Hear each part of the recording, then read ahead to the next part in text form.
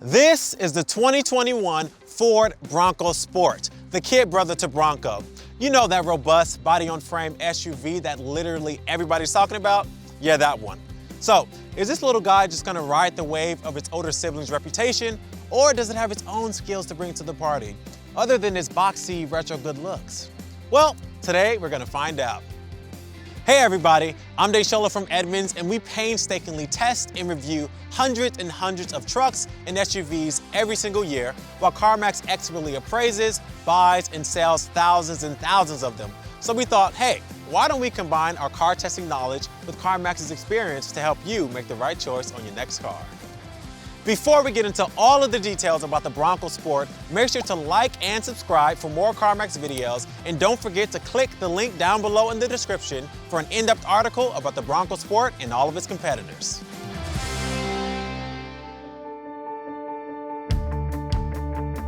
So let's talk about what the Bronco Sport is. Size-wise, it's similar in dimensions to stuff like the Honda CR-V, the Jeep Cherokee, and the Toyota RAV4. In fact, underneath, it's based on the same construction that's used for the Ford Escape.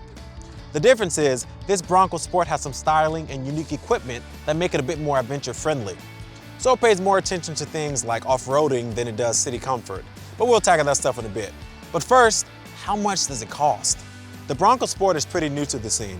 It debuted in 2021, and CarMax average prices are just over $40,000. Now compare that to the average price of a 2021 Ford Escape at about $29,000 and a 2021 Honda CR-V at $35,000. For 2021, there are 5 trims to choose from, and this one is the Outer Banks, which falls right in the middle. The Bronco Sport has a rugged, boxy exterior with a really cool looking front end that tells you exactly what it is. I also really love these lights. They look really cool at night. This shape really reminds me of the first and second generation Ford Escape, but in a much nicer package, of course. And speaking of the looks, it actually does change a little bit depending on which trim level you go with. When it comes to the engine, there's a standard 1.5-liter turbo with 181 horsepower. And we like the 2.0-liter engine, but you can only get that on the Badlands or First Edition trims. The 181 horsepower that the 1.5-liter puts out is pretty average for the class, give or take, so it isn't that bad.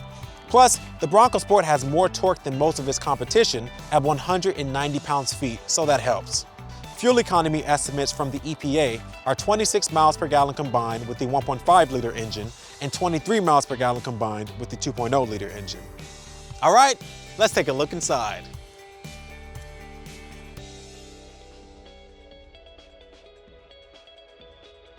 So, what's it like on the inside? It's actually pretty nice. There are soft touch materials all around, which is great. You do get the usual cheap hard plastics, but that can be expected for the class. My favorite thing on the inside are these blue leather seats. I love them. It reminds me of back in the 90s when Ford used to have blue leather, but everywhere.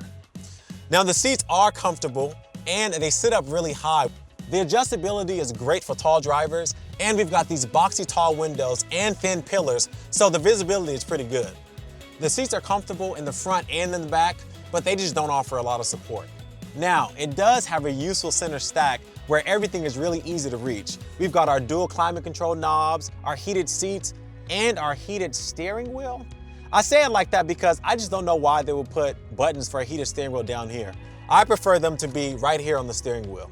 So one thing that is missing for me is definitely a sunroof. Now you guys know I love sunroofs, and I just feel like being that this is not a base model, a sunroof should come standard.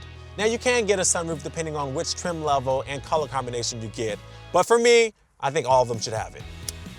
So there's lots of small storage all around the cabin, especially for things like water bottles. I counted, and there are 8 cup holders all throughout the cabin, which is great.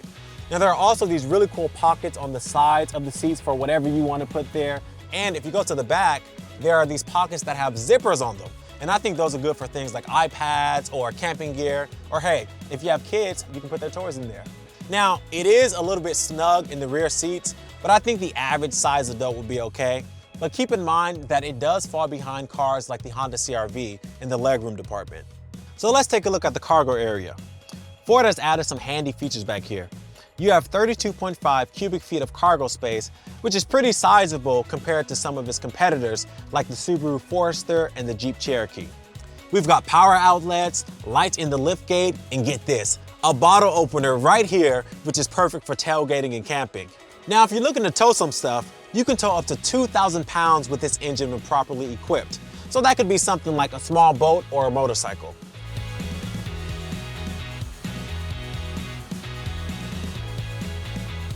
So the technology in here is definitely a strong point for the Bronco Sport. Even the base model gets this big 8-inch screen. I've been driving this for the past week and I had no issues with it. It was very responsive and I really liked it. Voice controls with Ford Sync system are great. They pick up on natural language really easily. And Apple CarPlay and Android Auto do come standard across the board. And this one actually comes with the optional wireless charging pad. And that's super convenient. Now on to my favorite part, the sound system. Now the base sound system is really not good, but this one comes with the optional 10-speaker Bang & Olufsen system, and it's actually pretty great. And I would recommend that you go with that because if you go with the base one, I guarantee you'll be mad.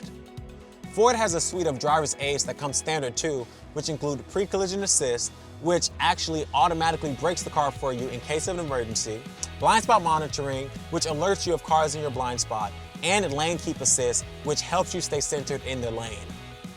All of these driver's aids work really well, and we haven't experienced any false alerts during our testing, which is great.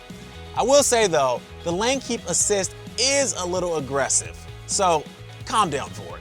The Outer Banks trim also gets rear parking sensors, which is always helpful, especially in those tight parking situations. All right, you guys, let's take it out onto the road and see what it can do.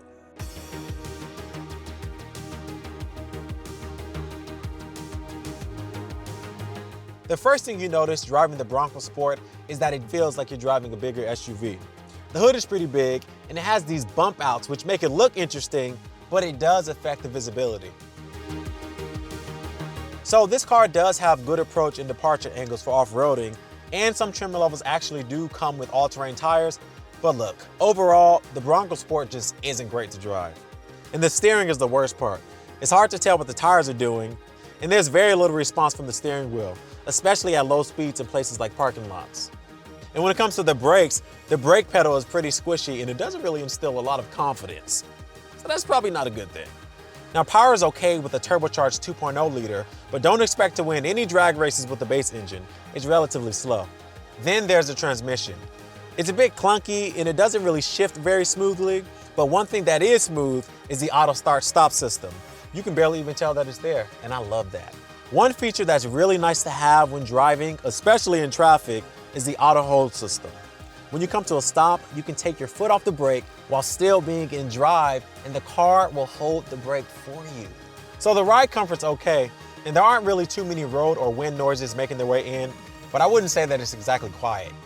Off-roading is where this thing shines compared to other compact SUVs. I mean, look, it is four-wheel drive after all, but honestly, it might not be worth the trade-off.